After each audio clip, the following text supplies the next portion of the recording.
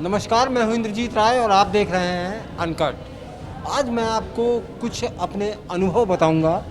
मैं government institute of medical sciences के covid ward, covid ICU, covid HDU, इन सब जगहों पे गया। मैंने तमाम डॉक्टर्स से बात की। बहुत सारी चीज़ें मेरी समझ में आईं, जिसमें एक महत्वपूर्ण चीज़ है प्लाज्मा। प्लाज्मा पे बहुत सारी कंट्रोवर्सी चल रही है कि देना चाहिए या नहीं देना चाहिए। लेकिन उससे पहले ये ज़रूरी है कि ये समझा जाए कि प्लाज्मा होता क्या है।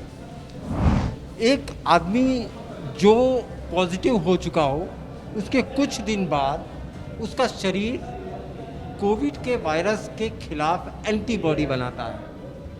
एंटीबॉडी एक तरह की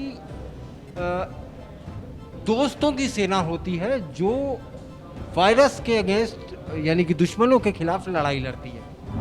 अब जो कोविड से इन्फेक्ट होता है उसके पास एंटीबॉडी नहीं होती, क्योंकि ये बीमारी के ठीक होने के बाद ब्लड जनरेट करता है।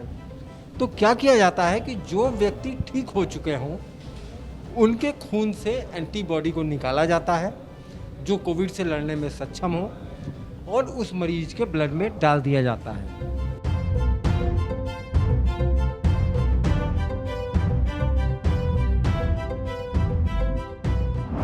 अब क्या होता है, ये फिलॉसफी है और ये डॉक्टरों का मानना है कि जब ये उस बीमार व्यक्ति के ब्लड में एंटीबॉडी पहुंचती है, तो चूंकि इसका बुनियादी काम कोविड वायरस के अगेंस्ट लड़ाई है, तो ये उस मरीज को फ़ायदा देती है, उसकी मदद करती है उस कोविड वायरस से लड़ने में।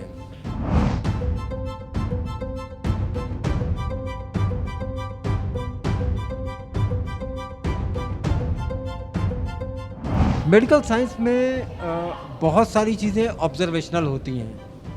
उन्हें देखा जाता है, समझा जाता है, और कुछ वक्त पे उसमें मॉडिफिकेशंस होते हैं। लेकिन डॉक्टर्स अभी इस पे प्लाज्मा देना चाहिए या नहीं देना चाहिए, इस पे एकमत नहीं है।